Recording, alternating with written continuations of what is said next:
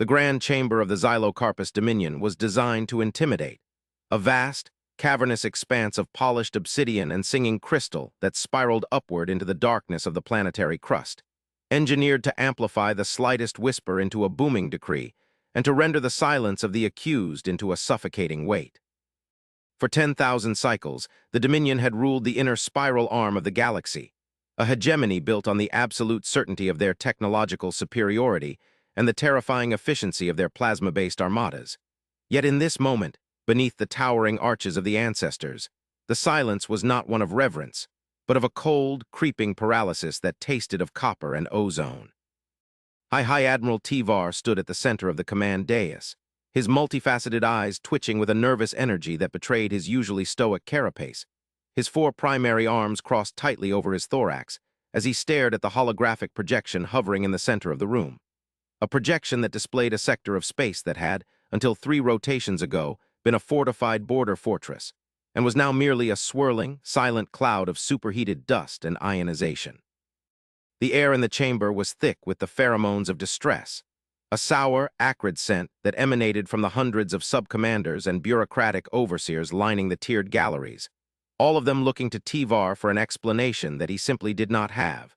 For the data streaming from the sensor buoys was not just impossible, it was an affront to the laws of physics as the Dominion understood them.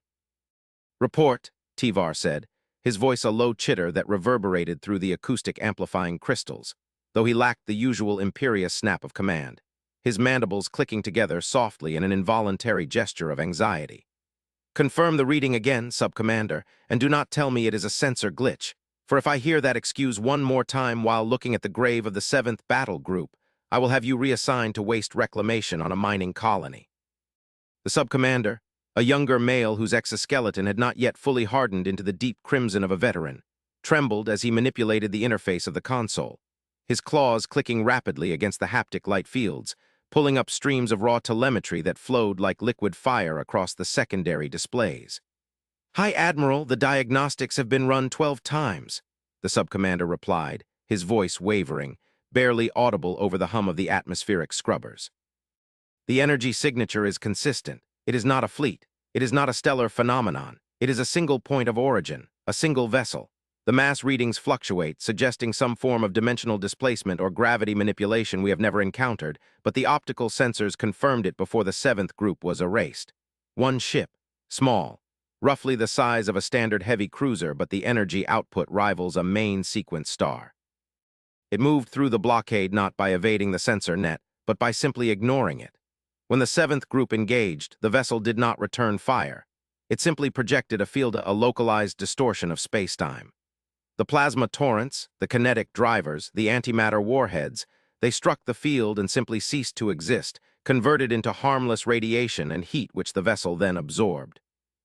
A murmur of disbelief rippled through the gathered council, the sound like the rustling of dry leaves in a gale. For the very concept was heretical to the martial philosophy of the Dominion, which taught that overwhelming firepower was the ultimate arbiter of truth in the universe. To hear that a single ship had shrugged off the concentrated fire of a fortress battle group without firing a shot merely by existing broke the fundamental tenets of their reality. Tivar felt a cold sensation in his gut, a primal fear that harkened back to the presentient days of his species when they scurried in the dark to avoid the sky predators. He looked up at the Empress, who sat upon the elevated throne of void glass, her ancient, clouded eyes fixed on the display, her large, ornate head crest motionless. Empress Xylia was the oldest living member of their race, a repository of history and strategy, but even she remained silent, her mandibles parted slightly as she processed the impossible.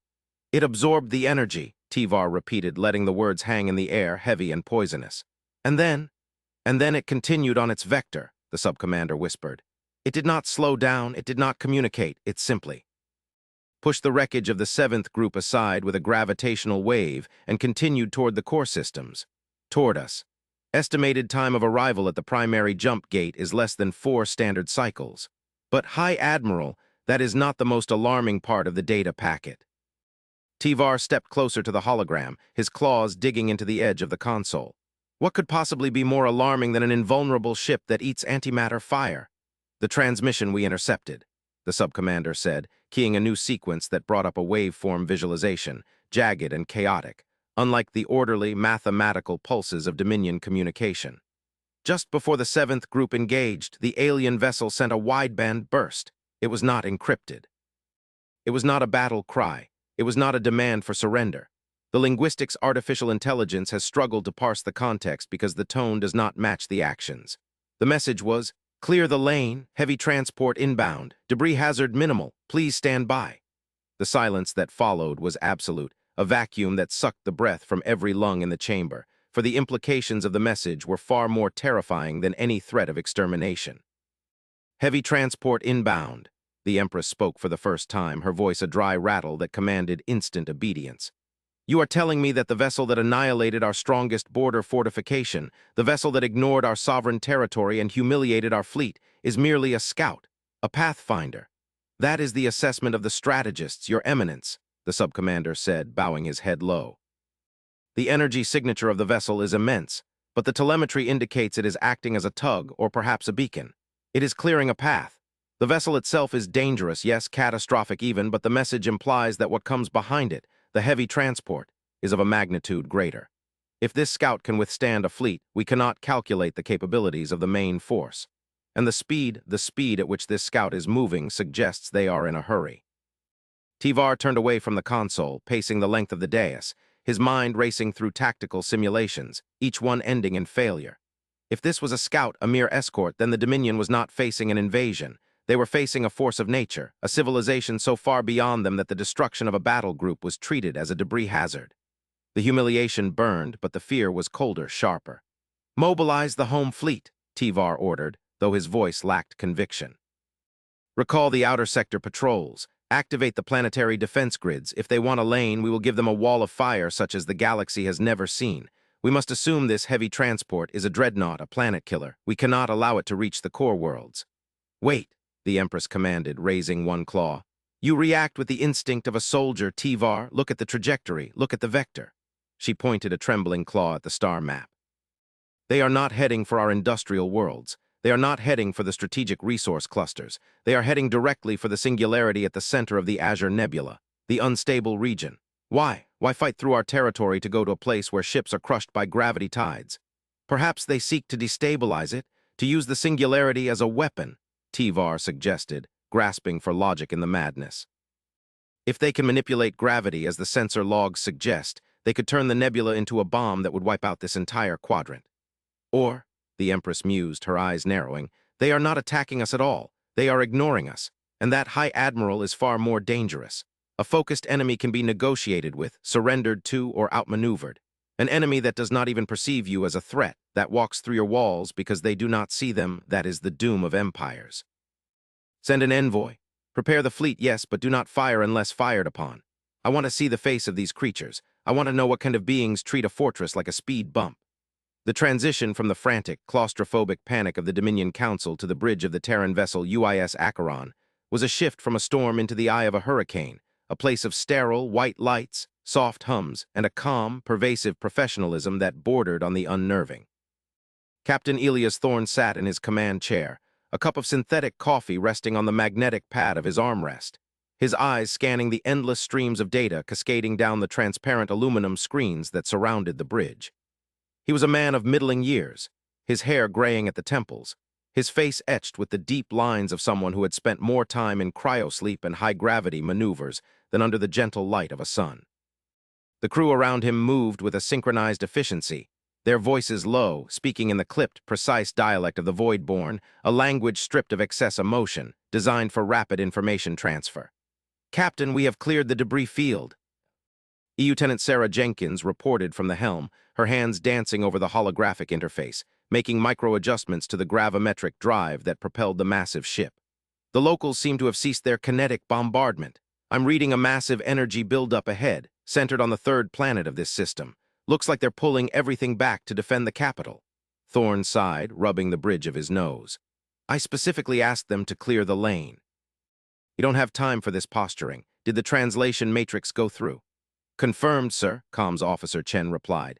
Standard wideband, galactic common, and every mathematical variant thereof. We told them we're just passing through. We told them to move their toys. They responded with antimatter warheads, typical territorial response for a Type 2 civilization. They think we're invading.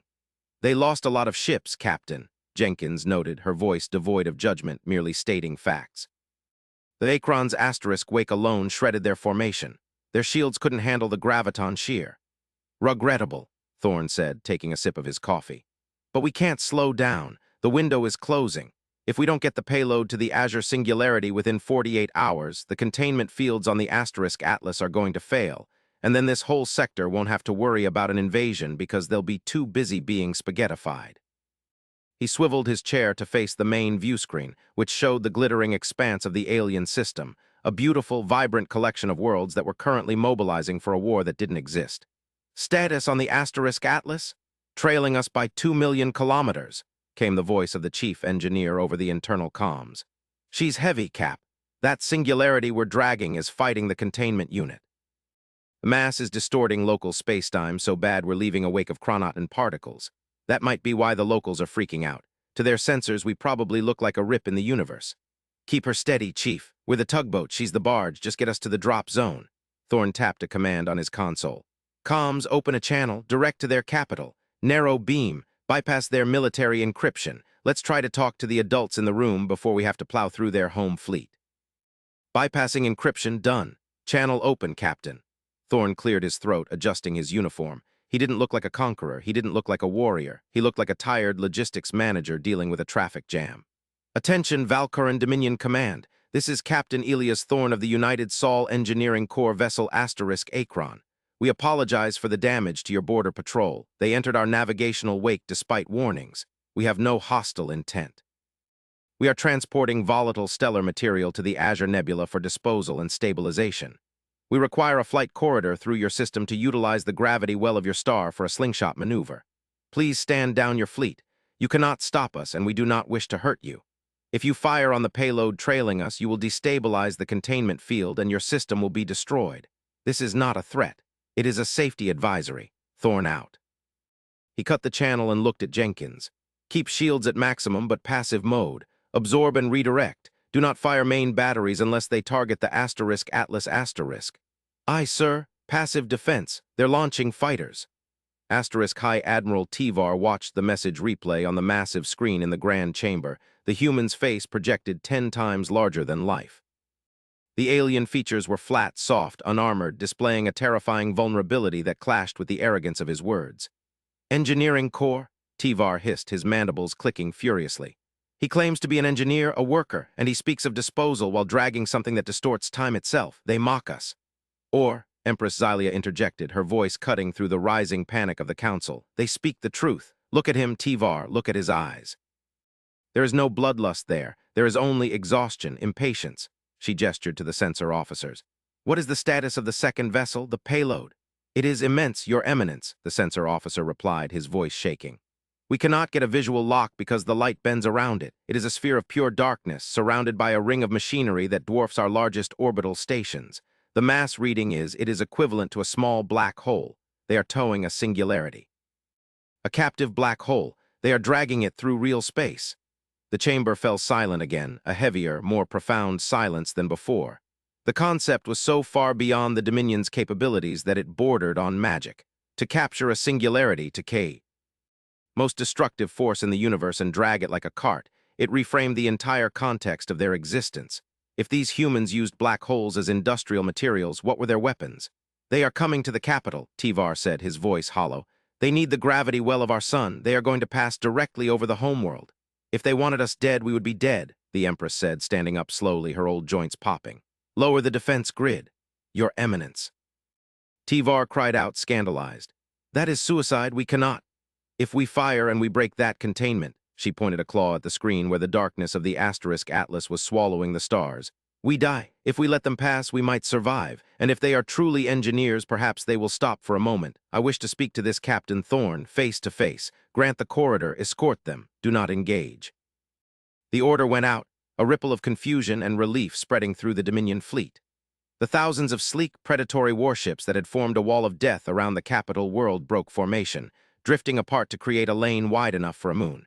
And through that lane came the Acron asterisk, a blocky utilitarian slab of gray metal, scarred by cosmic dust, bristling with sensor arrays and radiator fins, ugly in its function, beautiful in its brutalism. It hummed with a resonance that vibrated the very bones of the aliens watching from their high towers. And behind it, tethered by beams of blue coherent light that stretched for thousands of kilometers, came the asterisk Atlas asterisk. The Atlas was a nightmare made manifest, a swirling vortex of trapped darkness, a cage built around a screaming mouth of the universe. The gravity tides it generated caused tides on the planet below to rise 3 meters in an instant. Sky turned a strange violet hue as the light of their sun was bent by the passing mass. It was a display of power so absolute that the citizens of the Dominion fell to their knees in the streets, not in surrender, but in awe of gods they did not know existed. A small shuttle detached from the Acron asterisk, a tiny speck of metal dropping down toward the Obsidian Palace. The meeting took place in the Hall of Ancestors, a sacred space where only the blood royalty and the highest generals were permitted. Captain Thorne walked in, flanked by 2 security officers clad in power armor that hummed softly, their helmets retracted to reveal human faces that looked bored rather than intimidated. Thorne wore a simple gray jumpsuit with the patch of the USEC on his shoulder, a gear wheel encircling a star. He carried a tablet in his hand. The atmosphere was thick, the gravity of the planet slightly higher than Earth standard, but the humans moved with a heavy, deliberate grace. The aliens' tall, insectoid chitinous towered over them, yet the humans seemed denser, more solid. Tivar watched them approach the throne, his claws twitching near his sidearm. "Greetings," Thorne said, his voice amplified by a small device on his collar. He didn't bow, he nodded politely. "I appreciate you clearing the traffic. It saved us a lot of energy. We're on a tight schedule." Empress Xylia leaned forward, her compound eyes studying the soft, fleshy creature. "You drag a monster through our skies, Captain Thorne. You shatter our fleets with your wake. And you speak of schedules. Who are you? What is your empire that you treat the Valkyran Dominion as a mere obstacle?" "We aren't an empire," Thorne said, checking his tablet. "We're the maintenance crew for Sector 4. Look, I'm sorry about the misunderstanding.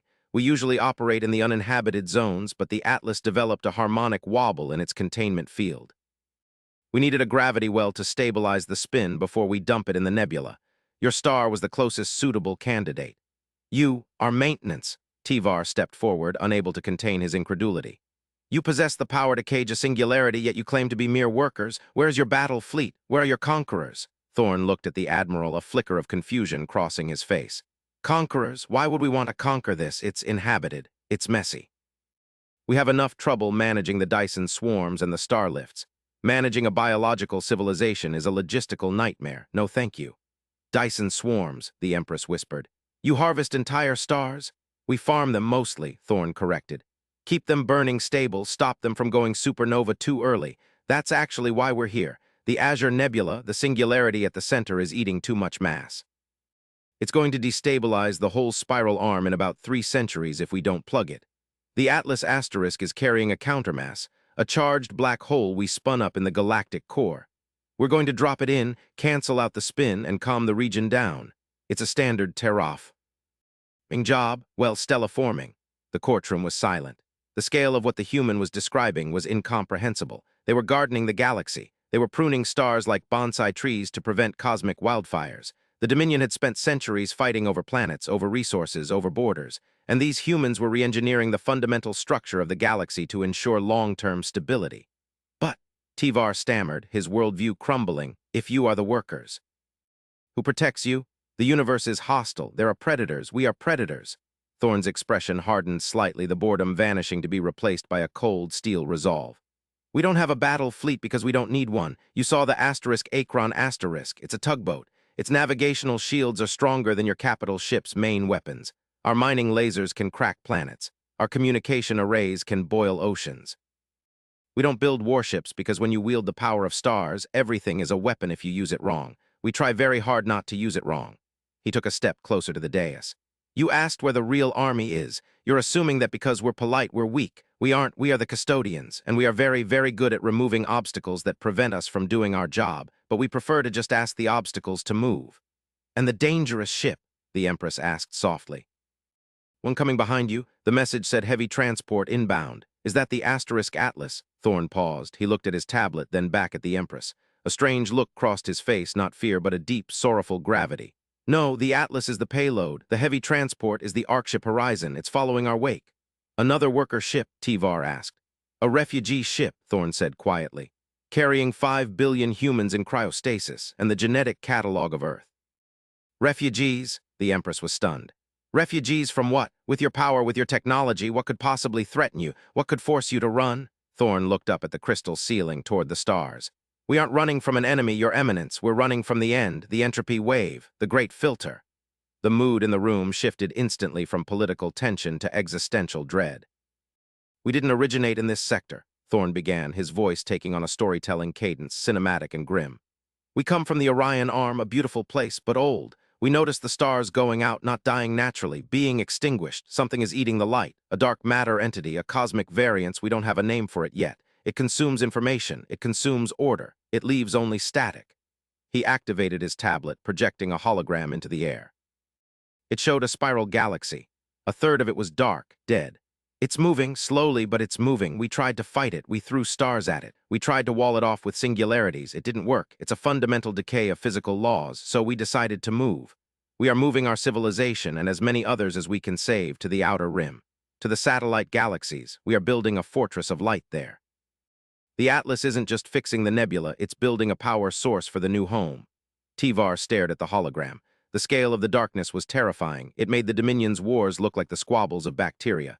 The horizon will be here in 2 hours, Thorn said. It's the size of a small continent. It's not armed, but it has shields that can withstand a supernova. We are asking for passage, and we are offering an invitation.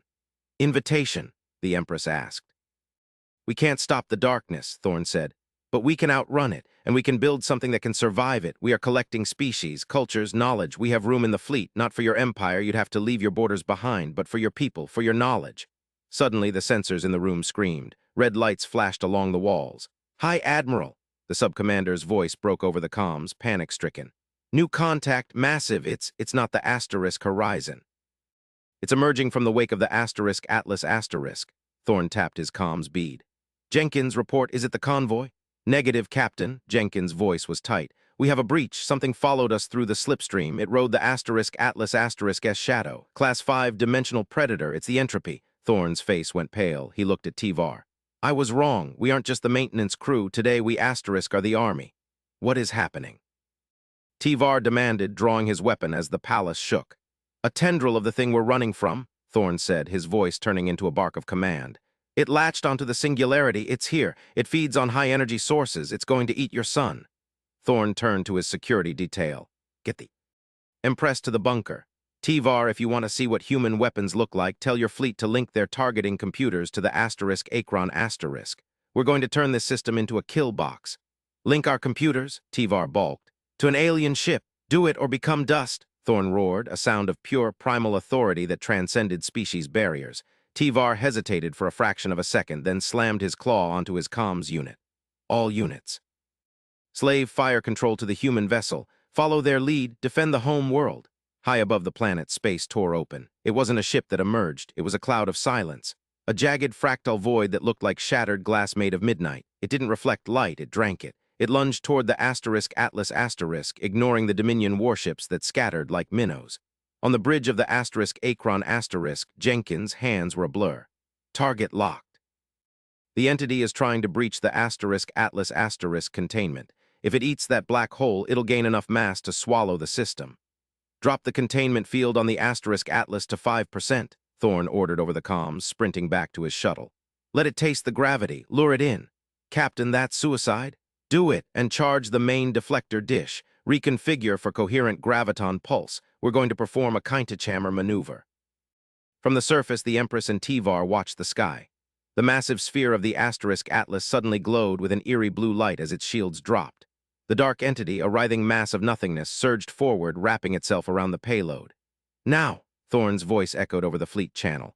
All Dominion ships, fire on my mark. Target the asterisk Akron's asterisk deflector dish. Pour everything you have into us. Into you? Tivar screamed into the comms. We will destroy you. Our shields can take it, Thorn replied. We need the energy. We're going to lens it. Fire. Tivar made the choice. All batteries fire on the human ship. The sky erupted. Thousands of plasma beams, antimatter missiles, and kinetic drivers slammed into the asterisk Akron asterisk. A ball of fire the size of a moon engulfed the human ship. The Empress gasped, certain they had just killed their only hope, but the fire didn't burn, it swirled. The Akron's asterisk hull glowed white-hot, its passive collectors drinking the gigatons of energy, channeling it, compressing it. The ship groaned, its structural integrity fields screaming against the load. "Discharging!" Thorne yelled. From the prow of the Akron asterisk, a beam of pure white light erupted. It wasn't a laser.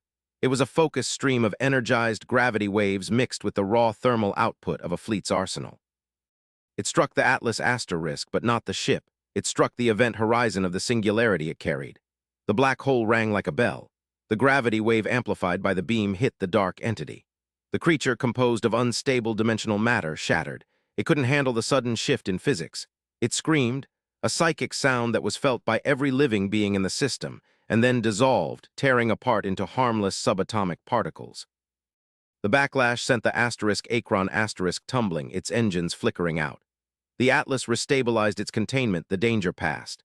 Silence returned to the grand chamber. The sky was clearing. The dark tier was gone. The Acheron drifted, scorched but intact, its lights flickering back on. "Target destroyed," Jenkins' voice came over the open channel, sounding exhausted. "Entity neutralized, damage report, hull plating at 40%. Coffee machine is broken. We're alive." Tivar slumped against the console, his legs giving out. He looked at the Empress. She was staring at the sky with a look of terrified reverence. "They used us as a battery," Tivar whispered. "They used our entire fleet as a battery for their flashlight." Thorne's voice came back, breathless. "Nice shooting, Admiral. We make a good team." 3 hours later, the Arkship Horizon arrived. It was not a ship. It was a world. A cylinder of metal and glass, 50 kilometers wide and 500 long, rotating slowly. It was beautiful. It glittered with the lights of cities inside its hull, forests, oceans. It was a seed pod for a civilization. Captain Thorne stood once again in the grand chamber. He looked tired. His uniform was singed. "The lane is clear," Tivar said, his voice filled with a new, deep respect. "You may pass, Captain Thorne, and the horizon may pass." "Thank you," Thorne said. "We'll be out of your hair in a few hours. We're heading for the outer rim. If you ever decide that the Dominion is too small, if you see the stars going out, look for the signal of the Sol Engineering Corps. We'll keep the lights on for you." "Captain," the Empress said, descending from her throne to stand before him, a gesture of equality never before seen in Dominion history. "You claimed you have no army, but I have seen the truth. Why? Oh, do not need soldiers. You have resolve, you have endurance, and you have unity." She extended a claw, resting it gently on his shoulder. "The dangerous ship was not the one bringing death. It was the one bringing the future." Thorne smiled, a tired human smile. "We're just doing the job, ma'am. Someone has to." As the Akron and the horizon drifted away toward the nebula, dragging the tamed black hole behind them, High Admiral Tivar looked at the sensor board. The space where they had been felt empty, yet the readings showed a lingering radiation, not of destruction, but of restoration. The background radiation of the system had stabilized. The sun burned a little cleaner. "They fixed the sun on their way out," the subcommander noticed, staring at the data. "They optimized the fusion reaction. Our solar output is up 4% with 0 increase in radiation. They gave us 10 million more years of life." Tivar looked out the viewport at the receding specks of light. He realized then that the title of empire meant nothing to beings who treated stars like campfires and black holes like luggage. The Dominion had spent 10,000 years learning how to kill. The humans had spent that time learning how to live. "Send a message to the fleet," Tivar ordered, his voice strong, filled with a new purpose. "Stand down alert status, and reallocate resources from the Weaponry Guild to the Science Council. We have much to catch up on." "What are the orders regarding the humans, sir? If they return?" Tivar watched the horizon vanish into warp, a streak of hope against the void. "If they return," Tivar said, "we open the gates and we ask them to teach us." The chamber fell silent, but it was no longer the silence of fear. It was the silence of a beginning. The real army hadn't arrived because the humans didn't bring an army. They brought something far more powerful. They brought the dawn.